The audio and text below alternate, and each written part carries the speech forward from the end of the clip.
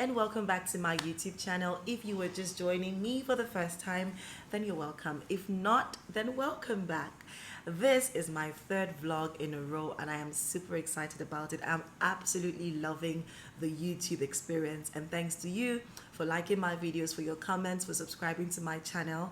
At this point, if you've not already subscribed, please do so. Remember to like and comment on all my videos, and please turn on your post notification so that whenever I post a new video, you are notified. So I'm doing this video for all my friends who swear that coming to Lagos is the best thing since sliced bread. Well, I have a lot of friends who are constantly asking like, Prash, how can I move to Lagos? Oh, things got better for you when you moved to Lagos. I want to come to Lagos, especially for those of them who are in the entertainment and media space, and they just always want to know how they can move to this great city of good opportunities.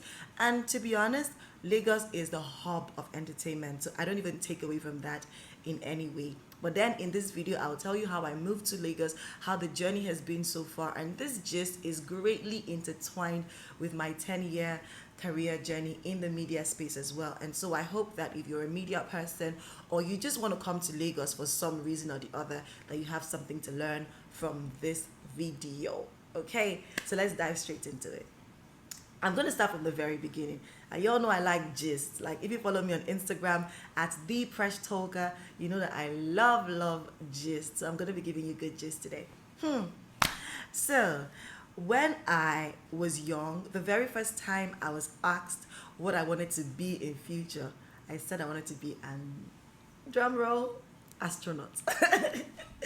I said I wanted to be an astronaut, and my mom and my dad, they were so excited, especially my dad. He felt so proud, like this is a very ambitious young lady, and I am still ambitious, but you know, now on a totally different lane. All right, so no astronauts for me, not even pilots, no flying, nothing, all of that. My dad must be so heartbroken. Okay, so moving to the straight gist. When I started to grow up, I thought I was going to be an engineer as well and follow after my dad's footsteps. And he was also equally proud about that. But I got into school, I was a science student, and I was doing well in the sciences, to be honest. But I realized that I had a flair for the stage, I had a flair for talking, I had a flair for the camera, anything that had to do with putting me out there. I loved it totally, absolutely. And so when I was in SS2, I decided I was going to change from science to arts because I had said to think about broadcasting as a career, and they had told me that if I wanted to do broadcasting, I had to, you know, be in the arts and study, you know, mass communication or any of that course. And so in SS2, without my parents' knowledge, I went to my guidance and counselor in school, and I told her that I wanted to change from science to arts, and she was just surprised, like, at this dying minute, why do you want to do that now? And I told her I wanted to be a presenter in future, and that, you know, I was not going to achieve that by being in the sciences, which is another thing that I must see. If you're a young person watching this video and you want to be in the media space and you're currently studying something else, or you're good in the science or whatever course you are good in, please go ahead and study it. Now I wish I had studied my engineering. I would have still made a very great presenter, and I would have still had an engineering degree in the bag, plus some other engineering experience. But again, that's from my experience, I just suggest that you should go ahead and study whatever course you have a flair for, because that would really help you get the best of both worlds, okay? Having said that, I went ahead and changed from science to art in SS2 third term, and I took my result home that term, and it was the most horrible term of my life, holiday rather, of my life. My parents were angry, they were upset because I didn't tell them that Kiska must be really stubborn. And it's funny because my character is really subtle. I can be really calm and serene, but when I put my mind to something, I'm going to do it. It doesn't matter what anybody has to say, I'm just going to do it. Even if I think it's a crazy idea, I want to know what is on the other side of it, and so that's exactly what I did. And so they shouted, they were angry, mortified, they wanted to kill me, but the deed had already been done. The GNC station not changing me back to the sciences. So that's how I ended up doing the arts, and I wrote the arts in my YA. One time I passed. I mean, arts is easy. So I got into the university. At that time, my parents were thinking, you know, you should probably study law, because like that's the the closest thing to a professional course if you want to be in the arts and you talk really good and you argue really well on a good day. So I think you should do law. And I'm like, I want to be a presenter. I think it took my dad a long time to come to terms with the fact that I was going to be a presenter or a TV girl or anything like that. He was just not having it. And so many times we'll go for Christmas and he would introduce my younger ones and say, oh, this is my second daughter, she's an engineer. This is my third daughter, she's an accountant. And my first daughter, I think she studied English, or what is that your course again? But that is story for another day. So I finally got into school and I was studying linguistics and communication studies in the University of Port Harcourt. That's my school, my alma mater, my everything. That's where I was groomed and shaped. So I'm going to go ahead and tell you about my first experience in front of any media device. When I got into school, in my first year, I realized that our school had a radio station, and so I went to try out at the radio station. And so I had a friend, his name is Nosa Preston. I went there, he used to work at the radio station. I told him I wanted to work at the radio station as well. And he said, okay, fine, let's try you out. So he got a tape recorder, a sound recorder, and he asked me to record my voice. I'm a talker. I'm sure you can already tell by now. But having that device brought to my face really scared the shit out of me. And I'm like, oopsie, I am afraid. And my voice was shaking. And see, guys, there was no camera in front of me. It was just me, Nusa, and the sound recorder. And I was so scared. And I was so scared. And that day went by. I barely could get my voice to be steady, blah blah blah. But I went back home and I just kept trying recording with my phone. And he said when I could record with my phone and I could come back and we'll start off the radio journey. I finally got myself to be stable while recording myself, and I got better. And then he put me on radio, and he was my guide for a very long time. I was co-hosting with him for a long time until I could stand on my feet. And I started to host my own shows at Radio Uniport at the time. And so after a year, Radio Uniport had some issues and I couldn't be there anymore because we're having light issues and all of that, blah, blah. And the head of department said to me, you are too good to waste. I'd like for you to put your talent to great use. And so he recommended me to his friend who used to work at AIT Ray Power Port Harcourt at the time. And I went there for an audition, and the first time the guy heard my voice, O Square, I still owe him a lot of respect. The first time he heard my voice, he said, you can start working right away. And so I got my first job as a radio presenter at 17. I was 17, I was in my first year, still in my first year in school, and that's how I started to work at Ray Power FM. And that is how I have 10 years in the industry, because we're in 2020 now, and that was 2010. Okay, so I started to work there. I worked with Ray Power for 4 years before my boss decided to send me to Lagos for a training course. You get to a point where they will send you for a training at Ray Power FM. I don't know if they still do that now, but they'll send you to the National Broadcast Academy in Lagos. And that was the very first time I came to Lagos. I came for a training course in broadcasting, and it was an eye-opening event for me, because when I came here I met other presenters from other media outfits in Lagos, and they were just so sleek, so suave, and I'm like, ooh, I like this is what I like. I totally want to be like this. Because my whole time on radio, I used to get such good compliments, you were so good, you talk so good. I had an amazing career on radio in those 4 years. I had an amazing career. And so one day my boss said to me, Presh, you were doing so good, it will hurt us so much to lose you at this station, but I think it's time for you to move on to bigger things. Because at that time, I could literally have worked at any radio station in Port Harcourt. I was that good. And this is not me bragging, but I was really good. Really good. Ask around. So he said to me, you get to a point in this industry, especially in this city, where you peak. You get to your peak, and then what next? You need to go to a city where there are many, countless, boundless opportunities for you to express yourself. And I feel like you are so Lagos material. This is the same person who had supported me when I was going for my training in Lagos. And so I thought to myself, maybe I'm actually Lagos material. And that was how I started to nurse the idea of coming to Lagos. I was nursing that, and then I got a job, another job in Port Harcourt, which was going to pay me a lot of money. I was going to work in a cargo company, it's a multinational. They're going to pay me a lot of money with good job security. But when I got that job, I was really, really, I was downcast. And so I went to church, and I went to the altar, and I went to pray. So I told God, I said, I don't want to sound like an ungrateful person. I really appreciate that I got this job. Many people do not have jobs that pay them this much and give them this much job security, but I'm not happy.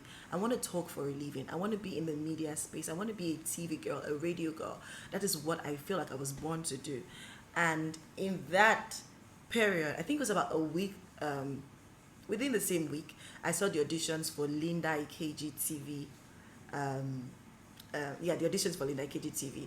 I'm going to put the link to my video, my audition video, in the description box so that you see exactly how far I've come from where I was. And so I saw that audition video and I thought to myself, I must try it out. Funny thing, I saw the audition video from a friend of mine who was also auditioning, who used to work at the same company that I was freelancing for, because I freelanced for a number of other organizations. I freelanced for Clean House Africa, I freelanced for Galaxy 360, I freelanced for True Leadership Magazine. Yeah, I was that good. Okay, all right, so I saw his audition and I thought I should audition too. And so that was how I, put myself together and auditioned for the Linda Ikeji TV. Yeah, I auditioned for Linda Ikeji TV. So, as God would have it, were two of us who were picked from Port Harcourt, myself and this other guy who I copied his audition, or who inspired me to audition. All right, I think that's a better way to put it, because it was his audition that made me audition. So we came to Lagos. It was a tough phase because there were close to 1,000 people who had put in for the audition, but they were only going to pick 6 people, all right? And so we went from phase to phase. I think it was 4 phases that we went through. And see, it was crazy. When we came into Lagos, the first time we came in, we're like, hey, we're going to ball. We went to go and stay in a hotel in VI. Where how annoying.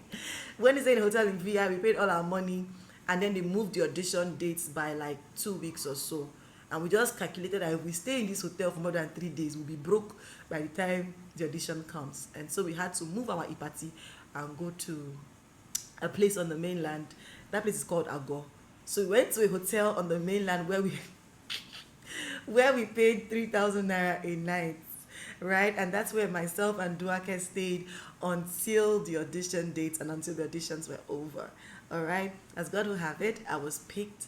Duake wasn't picked, but he made it to top 100, but he wasn't picked, to get to the finals. I got to the finals. To God be the glory. There were 7 of us who were picked. All right, 2 were twins. So it was supposed to be 6 of us, but there were 7 because a set of twins were involved, and so we were picked and were the first pioneer set of presenters for Linda Ikeji TV. And that is how I moved to Lagos. And so far, right, God has been very faithful to me, because I moved to Lagos and I literally already had a job, and I had some people who already knew that, oh, I could do this. And I started to get like MC gigs, small MC gigs. And by the end of my first year, I had bagged my first major gig in Lagos, and that was the Miss Tourism Nigeria pageant hosting. Right? And after that, the rest is history. God has just been so faithful to me. Now, let us get to the part where it says that if you want to move to Lagos, there are some things that you need to know. First, if you must move to Lagos, the first thing I advise is get a job. Okay? Get a job. If you don't have a job that is paying you, it's going to be super stressful moving to Lagos. I'm not saying any of these things are cast in stone, but a job will really, really help you settle into Lagos well. Secondly, when I moved to Lagos, I spent my first year staying at my uncle's, because my salary was about 100,000 for starters, and I knew that if I decided to get an apartment immediately, I would struggle. So I spent my first year at my uncle's house, and then I saved up to get my own apartment. I thought that, I'll be ready to live alone by the second year. But even then, I had saved enough money to pay my rent. My first rent was about 700,000. After I paid my rent, then I realized that, see, after paying rent, you have to furnish the apartment. And so I went back to my uncle's house and stayed for a few more months to save up enough money to furnish my apartment. All right. And what I literally did was I bought everything I had in the room of the person who was moving out. So I bought my fridge, my AC, the bed, the curtains, the table, the iron, the gas cooker, the pots, everything from the guy who was moving. And that saved me a lot more money than going to buy everything by myself. All right. And this is me who had stayed at my uncle's place, eating free of charge for a year plus. I still struggled to, settle in. And also that's because I decided I was going to stay in Lekki Phase 1, because my uncle's place was in Lekki Phase 1, my office was in Lekki Phase 1, and I thought it would be just wise to stay in Lekki Phase 1 since I worked in Lekki Phase 1, all right, for job proximity to my job and everything like that. So that's 2. Number 3, make sure that you know enough people who have moved here. Ask questions. The people who have moved here before you, they're going to show you around. They're going to tell you how to spend your money. One of the stupidest things I did when I came to Lagos was going to Balogun and buying every Tom, Dick and Harry I could see. Like, I literally just went on a shopping spree because I'm like, oh my God, many affordable things. I just went on a buying spree. Clothes I never wore, shoes I never wore. Many of them I just wore once and I wasted them because they were so not my style. So you also have to have some kind of guidance, because when my sister was going to move to Lagos, she had me, and so I literally put her through her moving to Lagos journey. So like I mentioned, 3 things: please get a job if you can. Secondly, get a family member or friend that you could stay over with for at least a year plus, so that you can save enough money to get your own space. 3, get advice from those who have been here longer than you have. Okay.